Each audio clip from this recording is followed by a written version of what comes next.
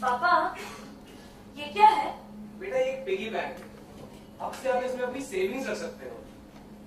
पर पापा, मैं सेविंग्स का क्या करूंगी? जब मुझे पैसे चाहिए होंगे तब मैं आपसे मांग लूंगी। नहीं बेटा, ये छोटा सा पिगी बैंक आपको बिजनेस का पहला प्रिंसिपल सिखाएगा, सेविंग्स।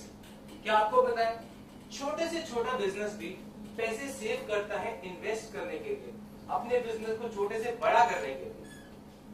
पर पापा, हाँ, क्या हमने हमारे बिजनेस में भी ऐसा ही करा था? Obviously yes. आपको पता है महिंद्रा एंड महिंद्रा की शुरुआत आपके परदादा जी की सेविंग से ही तो हुई थी। सच में पापा? हाँ। कैसे? 1945 में आपके परदादा कैलाश चंद महिंद्रा, जगदीश चंद महिंद्रा और उनके बिजनेस पार्टनर मलिक गुलाम मोहम्मद ने मिलकर की थी। तो ये रही हमारी अपनी स्टील कंपनी। भैया, हम अभी इस कंपनी का नाम क्या रखेंगे? महिंद्रा भाई और गुलाम मोहम्मद का गठबंधन है, तो क्यों ना महिंद्रा और मोहम्मद रखा जाए। बहुत अच्छा आइडिया भैया। Mahindra and Mohammed steel company. 1945 में जब Mahindra and Mohammed company form हुई, उसके बाद हमारी कंपनी में कुछ चेंजेस हुए। 1947 में भारत को आजादी मिली, जिसकी वजह से हमारा देश दो हिस्सों में बट गया, इंडिया और पाकिस्तान। और जैसे ही पाकिस्तान फॉर्म हुआ तो मोहम्मद साहब को हमें छोड़ के जाना पड़ा। लेकिन वो पाकिस्तान के पहले फाइनेंस मिनिस्टर नियुक्त हुए थे और उसके बाद कंपनी का सारा दम सिर्फ महिंद्रा भाइयों के ऊपर आ गया था। जगदीश, मेरे पास एक बहुत अच्छा बिजनेस प्रपोजल है जो हमें अपनी कंपनी में काफी मुनाफा कमा दे सकता है और एक नई ऊंचाई पे ले जाए। वो क्या भैया? मैं सोच रहा था कि क्यों ना हम अपनी स्टील कंपनी को एक्सपेंड करें और एक मल्टी यूटिलिटी व्हीकल की इंडस्ट्री को। मेरे हिसाब से इस देश को एक ऐसी गाड़ी की सख्त जरूरत है जो कि कच्चे पक्के सड़कों पर आसानी से चल सके। बहुत अच्छा आइडिया है भैया। गवर्नमेंट को भी इस गाड़ी की काफी डिमांड है। For security purpose, I think it will be a great investment. Rest is history. आपको पता है, उसके बाद हमने विलीज के साथ मिलकर जीप बनानी शुरू करी, जो आज भी एक मिसाल है। कंपनी ने प्रॉफिट तो खूब कमाया, लेकिन साथ साथ इज्जत भी खूब कमाई। 1965 और 1972 की वॉर में हमारी जीप ने एक अहम किरदार निभाया था। पर पापा, हाँ, क्या इसका ये मतलब होता है कि हर बिजनेस की इन्वेस्टमेंट प्रॉफिटेबल होती है? Now that's the question. Her business की इन्वेस्टमेंट कभी इतनी फ्रूटफुल नहीं होती। जैसे हमारे साथ हुआ था जब हम 2009 में सत्यम को टेक ओवर कर रहे थे।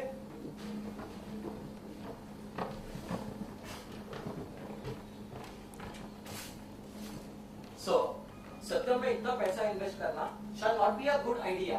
I think we should take a risk back. I agree, sir. The outstanding liability of Satyam is expected to be $1 million. And adding to that, the founder chairman, Mr. Satya Raju, is behind bars for manipulating accounts to 7,500 crores. Yes, sir. We are bidding too high for a company that is in distress. I believe L&T and Ross both will be bidding much less.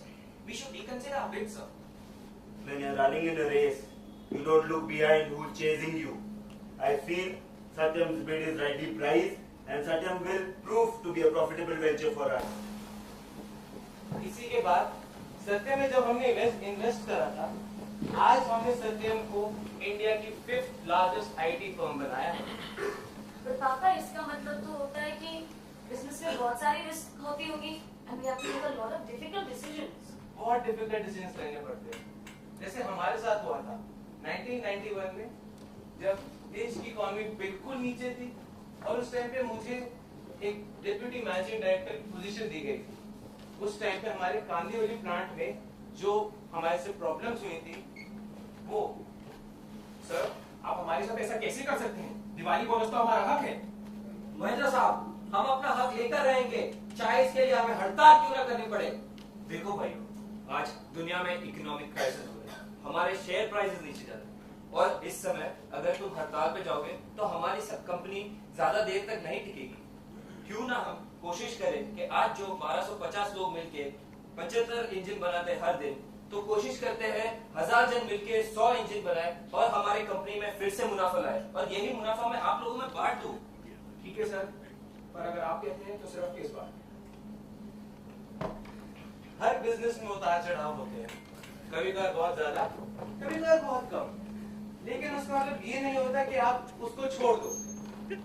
आज महिंद्रा कुछ industries में ऐसे operate कर रहा है जो industries हमारे देश की इकोनॉमीज को चलाती है।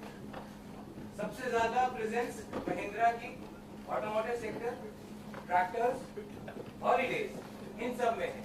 And very soon Mahindra is also going to lead in the following fields such as defense, financial service, banking, holidays, real estates, etc.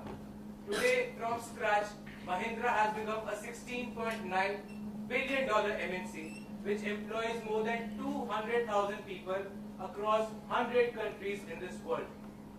And it all started 70 years ago with a small saving.